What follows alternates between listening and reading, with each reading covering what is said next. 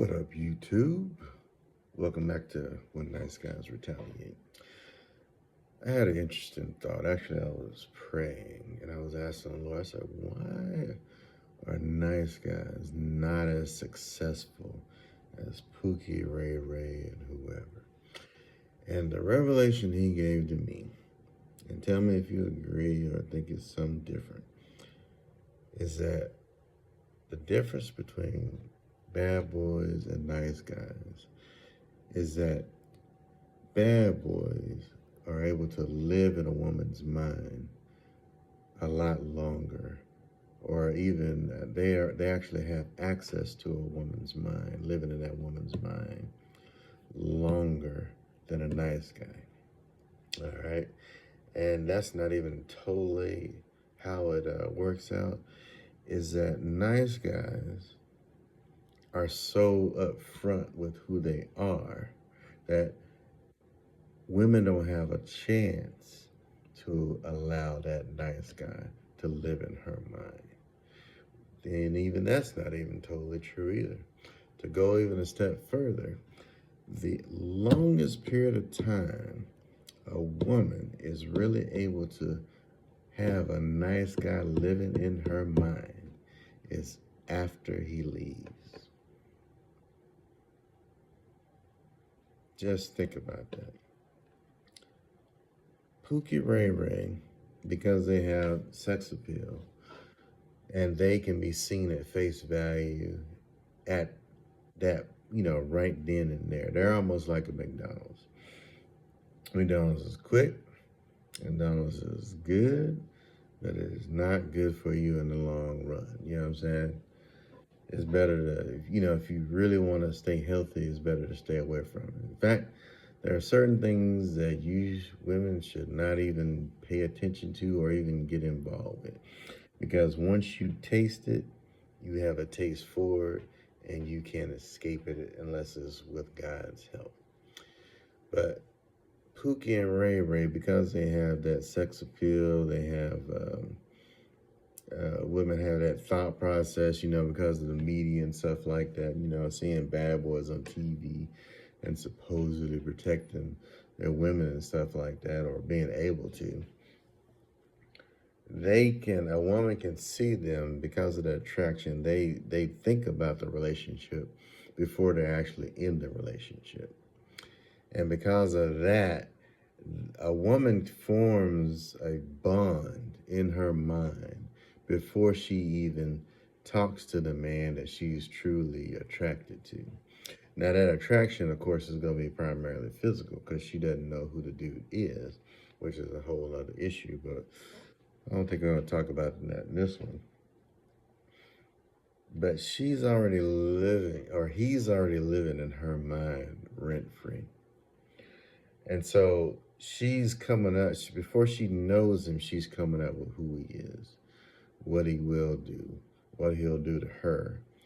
All this stuff that has no truth in it, or has no, I'll say, it has no bearing, because she hadn't even met the guy yet.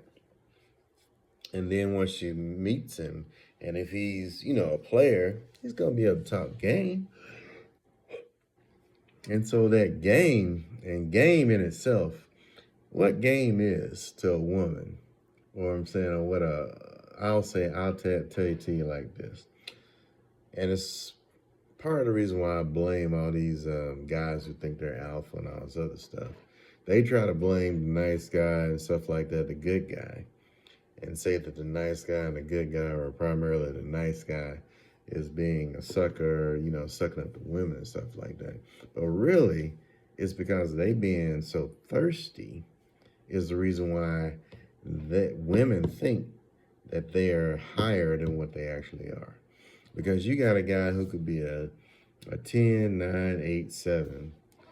He has game, or he just has that sex appeal.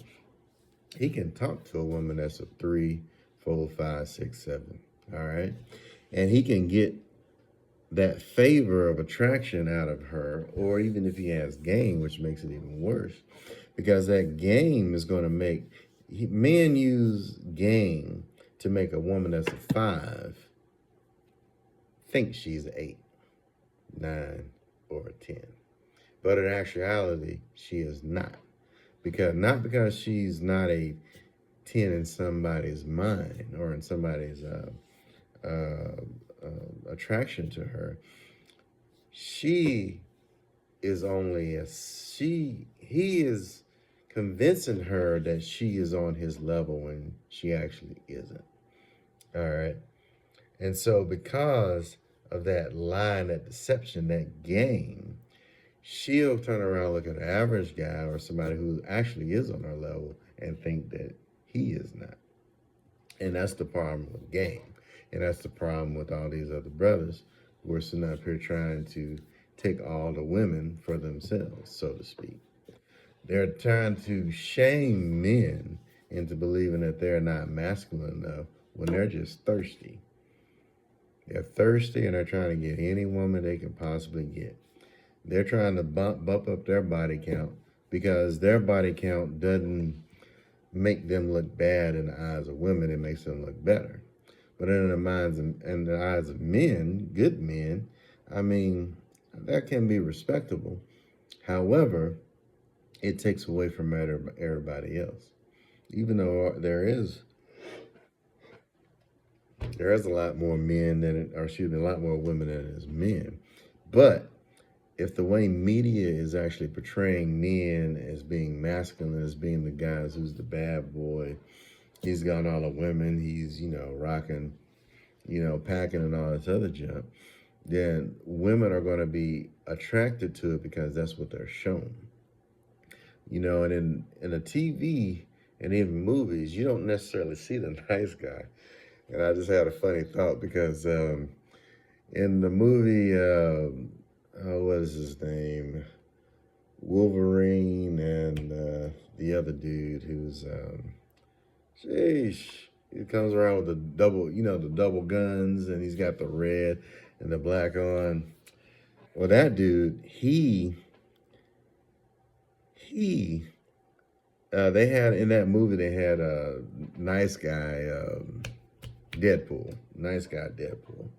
And nice guy Deadpool had like two golden 50 cows or 45s, whatever it is. He was nice. He also had that little ugly little puppy that was his puppy. And he was just kind and all this other stuff. But they made him look like a punk. And then they had him killed off. You know what I'm saying? They took him out the movie. You know what I'm saying? And so in movies, nice guys aren't necessarily shown as being cool. Nice guys aren't shown as being strong. Nice guys aren't shown as being necessarily in shape. Nice guys aren't shown to be a hero. Nice guys are usually not really portrayed in movies at all. And so a lot of women, not mature women. You have traditional women, mature women who actually, they know a good man when they see him, and they know when to lock a man down and when to avoid him. All right. Either because they've been raised that way, more than likely. And a lot of times they probably had a father and a mother in the home, so they actually understand and are more familiar with the dynamics of marriage. All right. So they're going to be a better choice for you anyway. And so family dynamics of the woman you want to be with are very important, especially the interaction between the family. Because if you meet a woman and she's got a bad or a turbulent relationship with her mom, with her dad, with her brothers and sisters, she's probably not going to have a good relationship with you either. Unless she's just sometimes you have people who are strong enough to come out of a situation and not be that. But if she's showing the characteristics of it, then more than likely she's probably not going to be good for you, because you just come from two different family dynamics. And so that could be very detrimental to you in that relationship, because you see things different, she sees things different. All right. And so, but back to the thing is that because the way society is set up at this point in time, even with social media, also with, like I said, with the movies, because women have a perception of what a good man is. When they see the representation of that good man, which is a bad boy, that bad boy has already had time to live in her head. All right. Whereas the nice guy has not. You know what I'm saying? You, as a nice guy, basically have to break into her mentality and thought process of men to actually even have a chance to be with her, unless she's already been through the life of that life, and she's actually been broken down enough to where she actually doesn't value that anymore. And that is your situation, all right? And so, in my opinion, for a nice guy to be more successful with women, we have to give women a chance to have us live in their mind. But to do that is really, I think, going to be more difficult than any other man. And forget all these other dudes. I mean, they have some wisdom, all right? Don't get me wrong. These bad boys, Pookies, Ray Rays, players, all these guys, they have wisdom about women, all right? But as a nice guy, you can't really live by that wisdom, all that wisdom, you know what I'm saying, and still be who you are, all right? A lot of those guys who are the nice guys, or not the nice guys, but the bad boys, the Pookie Ray Rays, they either were raised that way or they chose to be that way, all right? And so they are living up to something that you can't really do because you're in a different situation. And sometimes you're in the same situation with the guys who choose to be that. But we have to learn how to be a little bit more mysterious, all right? And mysterious meaning that, and that's not like an active thing, it's more like a strategy. And the strategy is not letting her know everything about you before she actually makes a judgment about you. And there are situations where there's going to be a woman, there are women, a lot of modern women, they make judgments about you. And their judgments about you are permanent. All right? Let me repeat that. Their judgments about you as a man is permanent. And you can't do anything to change it. You can't be nice. You can't be supportive. You can't be anything enough for her to change her perception of you. And if that's the case, if you're in the friend zone, basically, you're wasting your time. You know what I'm saying? The only way you're not wasting your time is if you start using her as an opportunity to learn things about women, to get yourself used to talking to women, all right?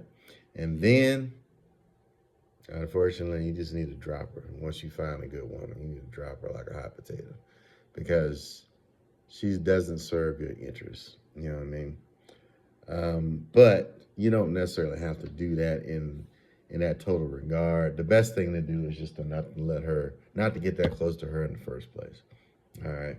Because if you're in the friend zone to where you're just her friend, and she's getting you to do things, she wants you to buy her, she wants boyfriend treatment, husband treatment, without girlfriend benefits to you. And so that is not where you want to be at, all right? That's one thing I can agree with other guys on, is that that's not where you want to be. So don't let yourself get in that position. Now, if she friend zones you, friend zone her, all right? Point blank. You friend zone her the mess out of her, all right? So if she want to talk on the phone, you ain't got time, hey, let me call you back later. If she wants you to go buy some, nah, I can't do that. If she wants you to come help do something, I say, look, well, if you want me to come over and help do something, you need to go buy me lunch, or she needs to buy all the parts. You need to make sure that relationship is as balanced as it possibly could be, transactionally wise. I'm not saying you gotta get sex out of her and all this other junk. I'm talking about as far as you and your mental health. You need to make sure you're getting some out of that. All right. And if she's not giving you anything, you need to you drop it completely. First of all, in my opinion, there are some women you can be friends with. They're actually honest to goodness women. All right. And they may not have, that type of interest in you, but they just might be good people. And if you have that interest in them, it's best to keep it as separate as possible. And more than likely, they will too. So that's not going to be too much of an issue. But there are other women who will actually abuse you as a man. All right. But that's because they have somebody else living in their mind. They have another bad boy living in their mind. And the interesting thing about it is that, I used to hear things about women and see different videos, and I would hear the women say, hey, whenever they try to, whenever a man or a friend or what's a male friend they have in a friend zone, try to bring up anything about a relationship or sex, or if there's a possibility between them and, the male and them having a particular relationship, the women would they would just cut it off as fast as they could. They would say, oh, I don't even want to talk about it. Or they would try to do something to where they won't allow the thought of you as a potential romantic partner to enter into their mind. All right. And that was what kind of, as I thought about what the Lord was showing me, that was kind of like what kind of came around. That was one of the things that just that just kind of confirmed that a man has to be able to live in a woman's mind before she can actually consider him as a romantic interest. You know what I mean? And we've heard that a woman, you gotta, have a woman fall in love in her mind before she actually falls in love with you. And I believe that's partially true, but not true necessarily in the way that we've thought it to be. And so my thought process is that a woman has to see you in her mind before she actually considers you in her life as a potential romantic partner. And so the way you got to do that, or one way, is you can't tell her everything about you when you meet. You can't bless her like you wanted to, like you would do a good woman, all right, or depending on how she is, you know what I'm saying? Because you can have a good woman, to me, a mature woman is going to automatically see you as a good man. But if you're dealing with a woman that may not necessarily have the experience of a good man, you gotta work it. But of course, you gotta consider if this woman is even worth your time in the first place. But that being said, you got to let her. She's got to live in your mind a little. You got to live in her mind a little bit to be even considered qualified or be able to even get into the area, right? And so you don't want a woman to know who you are. You don't want her to know everything about you. You only want to spoon feed her until she actually proves she's into you, or you need to just cut it off. You know what I'm saying? Or she just shows that she's not even going to allow you to get into that point of her mind. You know what I'm saying? Because if she's got a dude that is basically locked in her apartment of her mind, you're never getting in. You know what I'm saying? Until he breaks down that door and gets out of her mind. You know what I'm saying? And more than likely, she's not going to let that happen until she's been broken so much that she has no other choice. And that's a whole other issue right there, because if you're the last choice, she shouldn't be your first choice. But I hope this made sense, and hope it kind of gave you a concept of how to attack this particular situation, and even the reasons why you're not as successful as bad boys and these other guys with game are, is because you're not, society does not give you, society does not allow nice guys to live in women's mind. And because of that, and because of the women themselves, you know what I'm saying, they're not looking for the nice guy. They don't allow you to live there either. And so what you got to do is you got to find a woman who actually is open to a nice guy in the right way, of course, you know what I'm saying, to live in her mind. Because a good woman, or a woman that actually wants to change her life, will allow a nice, she's already got the nice guy living in her head, all right? So when you come, she's going to have an open door for you, all right? And so you're looking for women who have the nice guy in their mind for good reasons, for relationship, not for financial gain. You know what I'm saying? Because the other women are basically going to have a closed door but open hands. All right? And so that's the type of woman you don't want to be with. But that's what happens when nice guys retaliate. I hope you guys enjoy. Leave your thoughts in the comments, you know, if you want to, if you agree, disagree. But I'll talk to you guys later.